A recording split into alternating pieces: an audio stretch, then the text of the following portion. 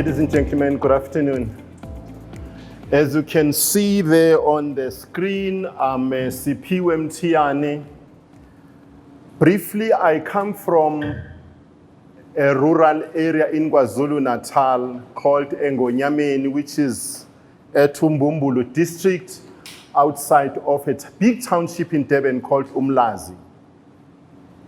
Without saying too much, because we don't have time for that, I was a teacher in KwaZulu-Natal for 22 years, from 1987 until 2009, when I decided to quit the department and join academia.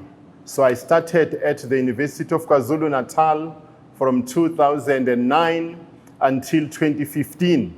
Then in July 2015, I assumed duties at Wits, Parktown campus, education campus in the Department of Education Leadership or Educational Leadership Management and Policy Studies. Then last year, there were greener pastures offered to me at the University of Pretoria, and that is where I am now in the Faculty of Education at the Groenkloof campus. Perhaps I think I can also boast that I have graduated close to 75 honors students, more than 50 now master's students, and 14 PhD students. So there are people out there who call themselves Dr. So-and-so who come out of these hands. So I'm very proud of that. I also see students that I have graduated. I've worked with in the past, and they have graduated from honors to masters and to PhD. Because we don't have time for that, we will just I acknowledge that, and then we'll end there. Ladies and gentlemen, I was invited by this platform called School Leadership Forum last year, and we spoke about educator well-being and the role that could be played or should be played by school leaders, your school principals, your HODs, and so on, in managing not just the well-being of the teachers, but also the well-being of the learners and other people that work in the school, like your non-educators. Those people who are cleaners, security guards, and so on and so forth. But today we are going to be looking at this topic called leading and managing in the context of diversity and change. Ladies and gentlemen, we will acknowledge, or we should acknowledge, that we are a diverse country. We are a diverse country. And we also are in motion. We are moving as a country. And there is so much change that is taking place in our society, as well as in our schools. I know those who are younger than us will not believe this. There was something called apartheid in the past, where black people had to live in townships and white people had to live in the suburbs. And also we had to attend blacks-only schools, or Indian schools only, or colored schools only, and so on and so forth. That has changed. We now have become one people through the process of 1996, the constitution that we have. So I want then to say, this is the presentation outline that I will follow in my presentations so that you have an idea what we are going to be discussing. We are going to be looking at an introduction, then leadership. Why does it matter? Leadership is important, but we say it matters. Why does it matter? We will interrogate that notion even more. What is diversity in schools? We are specifically looking at diversity in schools, diversity in learning centers, diversity in academic institutions. How does it look like, or how should it look like? And why does it matter, especially for us, those of us who are in leadership and management positions? We will also look at educational change. Again, why does it matter? Why is it important for us to know about educational change? I'm also very much concerned about the role that should be played by leadership and management in managing these two, diversity and educational change. And thereafter, we shall engage in a discussion. So, generally, I prefer to embed everything that I discuss with my colleagues and students in law. If you look at the South African Constitution, its preamble, it states, and I quote, "We, the people of South Africa, recognize the injustices of our past. We honor those who suffered for justice and freedom in our land. We respect those who have worked to build and develop our country and believe that South Africa belongs to all who live in it, united in our diversity." United in our diversity. So we belong to one family. That family is called South Africa. Yes, you may be Indian. Yes, you may be white. Yes, you may be African. Yes, you may be Tswana. Yes, you may be Zulu. You may be Sepedi. It doesn't matter. We are all united in our diversity. The old motto of South Africa was, "Unity is strength." Unity is strength. That is as true today as it was before 1994. Unity is strength. So we are talking about being united in our diversity. The Constitution states the following: the state must respect, protect, and promote, and fulfill the rights, the Bill of Rights. Ladies and gentlemen, let's ask a question. Who is the state? Who is the state in this context at our schools? The state is you. As the school principal, you represent the state. Whether you like it or not, you represent the state. You are a functionary of the Department of Education. You represent the state. So when we say the state must respect, protect, and promote, we're not referring to Cyril Ramaphosa in Pretoria. No, we are referring to you at a school level. You need to respect, to protect and promote and fulfill the rights in this Bill of Rights. In other words, whether you like it or not, our learners and our teachers and our employees, they have to be respected. They have to be protected. They have to, you have a responsibility to ensure that they enjoy the rights as enshrined in the Bill of Rights. Now, let's move into leadership. What is leadership and why does it matter?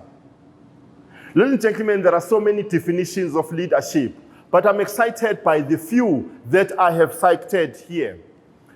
Barbara Whelan and Clark, they talk about effective school leadership is considered a prerequisite for student learning outcomes. And of course, the need for leadership development. So we are talking about two things here. One, leadership but effective school leadership being a prerequisite to student learning, hence the need for leadership development. So we acknowledge that leaders must be developed. That's why you are here. You want to share with others ideas on leadership so that you can grow. You want to share with others ideas on educational management and diversity so that you can grow. Remember, colleagues, this growth that I'm talking about, it is a lifelong learning or life learning. The growth is lifelong. As long as you live, as long as you are still in your school as a school principal, in fact, I'm tempted to say as long as you live, you should be a lifelong learner. So what are we saying? We are then saying there is a need for leadership development. But we are also saying leadership that is effective is a prerequisite for successful student learning. Let's hear what this other person is saying about the same thing. A study by Banrett and Crawford and Southworth indicated that sound leadership is only second to effective classroom teaching in influencing learner outcomes.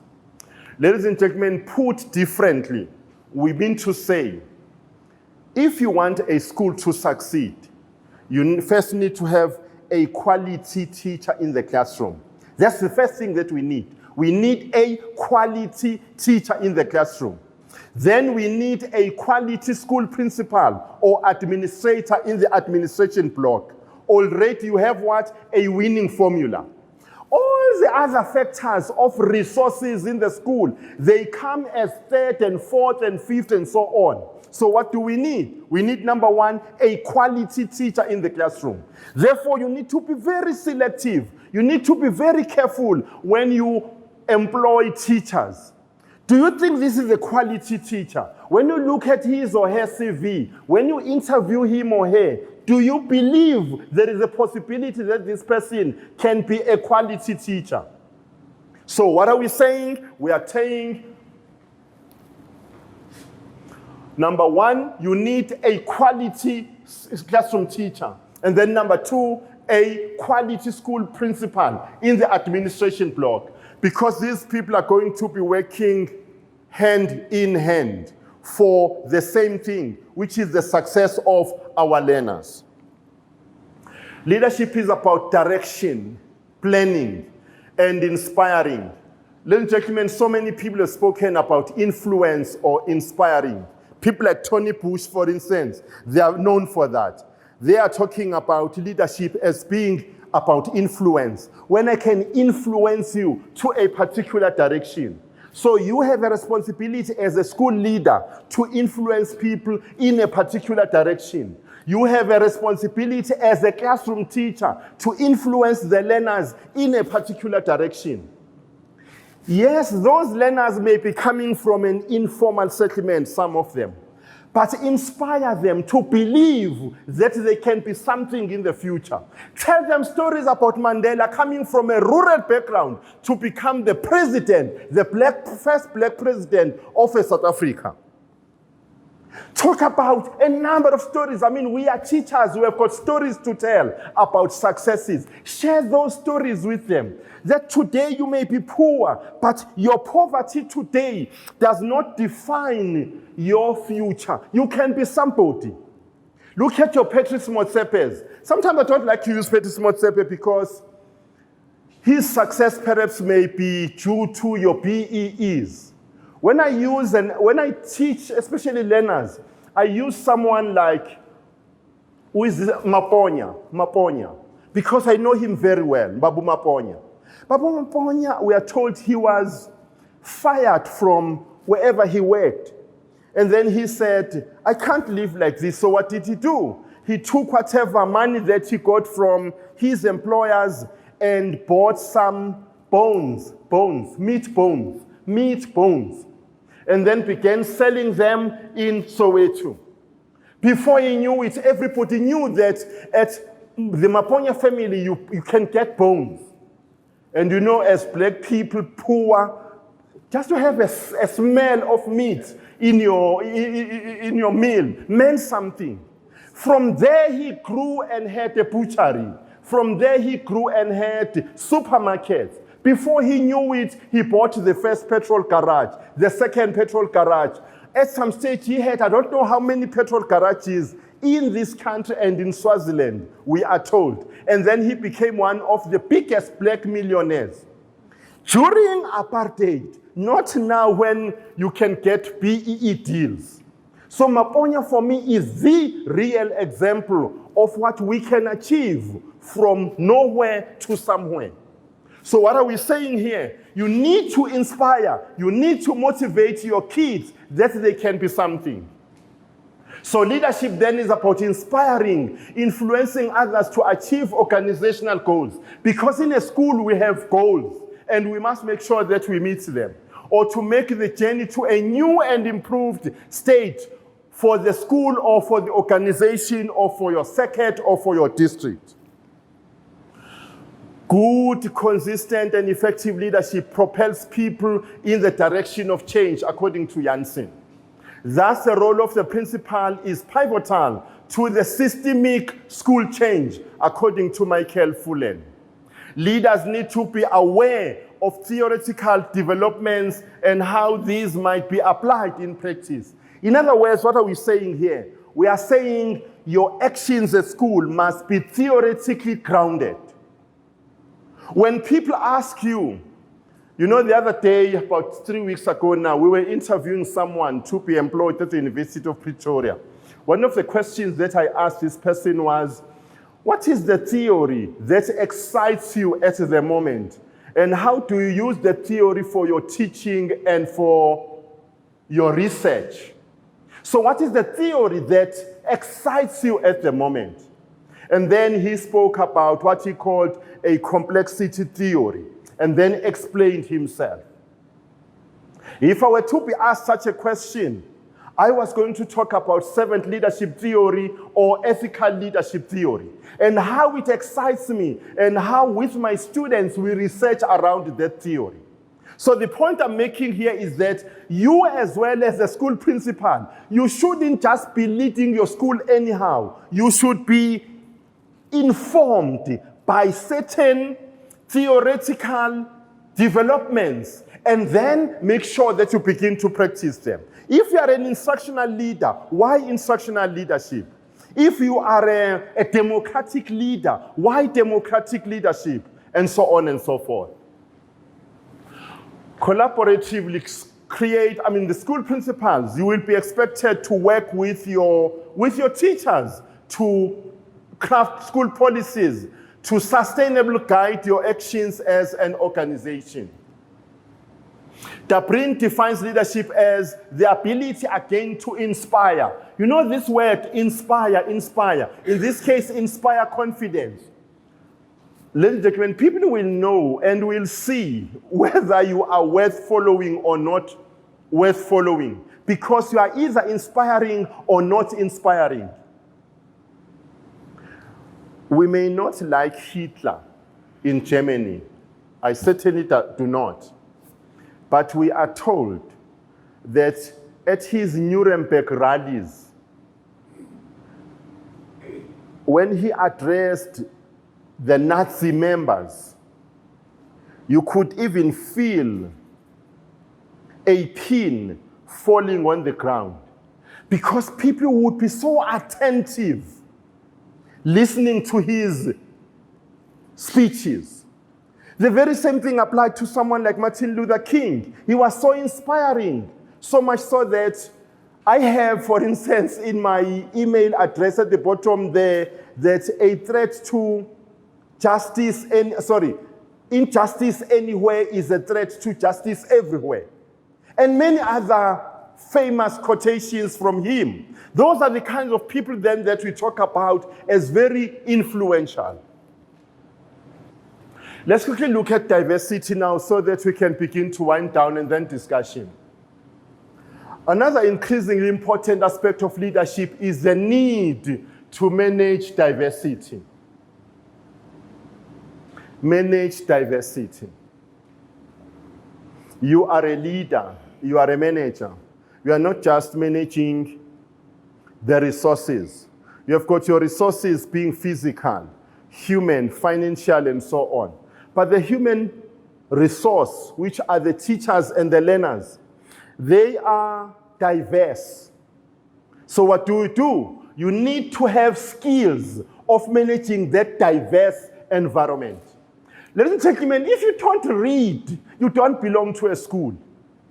Let me say that and be very clear. If you don't read, because it does not mean you need to go back to university. All that you need to do is to go to good book sellers, but get books that you can read in order to do what? In order to empower yourself, in order to develop yourself. If there is a need, then you can go back to university to do your honors, your masters, and PhD, and so on and so forth. So the point I'm making is that we need to manage diversity, especially in multilingual and diverse communities. While many individuals may immediately think of race when speaking about diversity, there are numerous aspects that actually play into diversity, especially in the classroom setting, such as religion. Our learners come from different religious backgrounds. Others, they come from families where they don't believe that there is a supernatural being. They are atheists, not heathens, but they are atheists. They don't believe in a supernatural God or a supernatural being out there. We need to respect that. So what are we saying? We are saying there are religious differences. There are gender differences, economic background differences, and even learning styles that are all notable factors. And it is crucial to remember each one when promoting diversity in schools. Incorporating lesson plans then that account for all these forms of diversity is important. The growing diversity within today's classrooms underscores the need for a more deliberate, supported shift to a learner-centered education system. Therefore, personalized learning comes in, learning that is connected to each individual's development, background, interests, and experiences, provides an approach that broadly and equitably supports educators' efforts to empower learners as individuals. What do we mean here, colleagues? We mean to say, when you teach in a multiracial classroom, multilingual classroom, you need to pitch your tasks that you give to the learners, taking into account all of this background, the individual's background, development, his or her background. You are teaching perhaps learners there are a number of learners in your classroom who come from outside of South Africa, Mozambique, Zimbabwe, Botswana, Nigeria, Ghana, you name it. Accommodate them in the cultures, in your cultures. Accommodate them in your lessons so that you know that they are taken care of. So the learning style that you use must also take this into account, their interests. And of course, when you do that, we believe that the learners will benefit more than when you are thinking of only your own group or your own race. So what are we saying? We need to promote diversity in school. Promoting diversity in schools is more than just encouraging students of different backgrounds to attend certain schools. It requires administrators to think critically about the ways diversity impacts education. In short, we need to read more, understand more about diversity. Educators and school leaders can help learners better understand that while everyone is different, which is true, we are different, in the most fundamental ways, everyone is the same. We are all kids, or we are all human beings, therefore we are the same, and should be treated with dignity and respect that we require. This will go far in helping students accept diversity and promote it in their own lives. The argument we are making here is that when our learners are properly embedded in issues of diversity, they will in turn promote diversity in their own schools and in their own lives. Let's look then, colleagues, at educational change and also why does it matter? Someone who is regarded as a guru in change, John Cotter, in one of his books, he says, successful leaders initiate and manage change. You are a successful leader, you need to understand what change is. And the only way you can do that is to read about change. There are people who have written extensively about change, especially educational change, such as Michael Fullan. You need to have books by Michael Fullan. I have a few in my library, but I can get more so that I develop myself in understanding what educational change is all about. But we as school leaders, we have a responsibility to initiate and to manage change. Of all skills required of a leader or of a school leader, leading change is the most difficult. Ladies and gentlemen, we acknowledge it's not easy. It is difficult.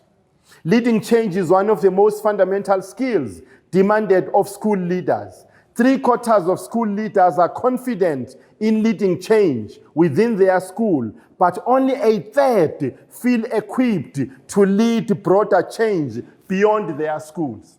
In other words, we are not as confident as we should be when we are expected to lead change outside of the school.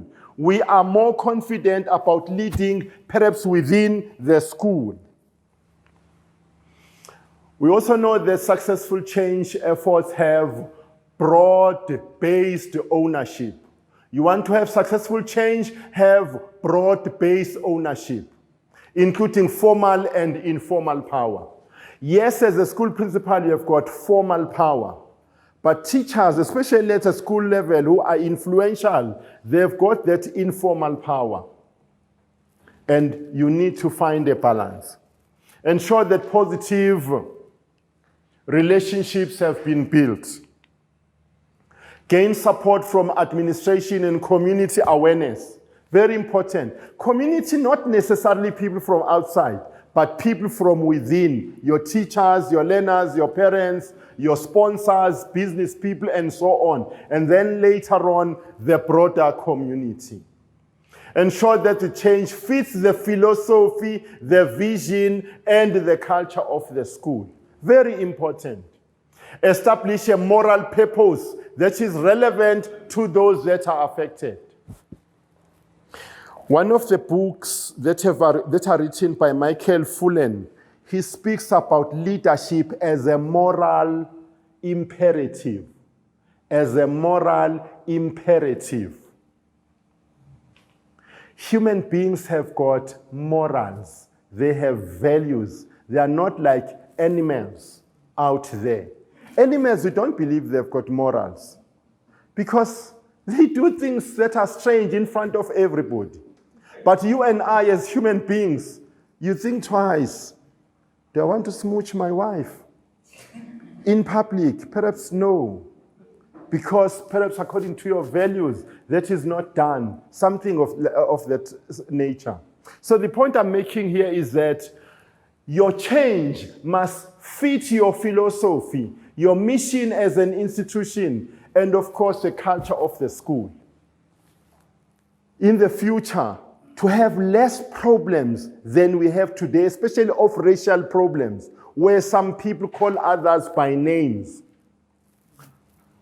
You know, when you read what is going on in Africa, if you go to Rwanda and Burundi, people called each other cockroaches, and for that, millions of people died. I come from KwaZulu-Natal. In the 80s, thousands of people died. And those people, the problem sometimes was a simple one, to say someone is igundane. Igundane is a mouse. You are a mouse. So you find that Dr. Mkhize wants to go to work, but you guys, you are on strike. And so he goes to work. And then you call him igundane or a mouse. And he does not like it. And so you have quarrels. So in this country, people have been called mouse or mice in plural. People have been called dogs. People have been called what?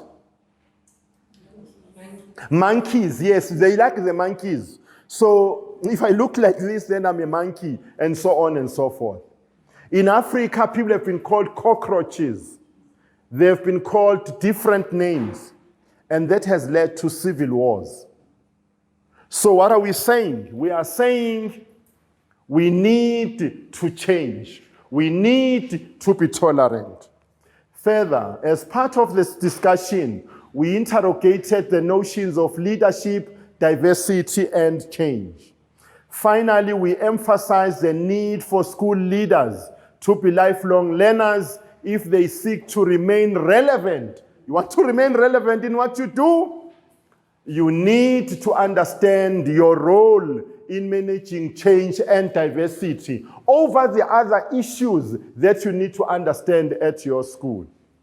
And of course, to contribute to issues of change and diversity, not only in your school, but in our country. Ladies and gentlemen, our country needs you, but it needs you if you are prepared to change. If you are not prepared to change, it does not need you. You might as well retire. It's as simple as that.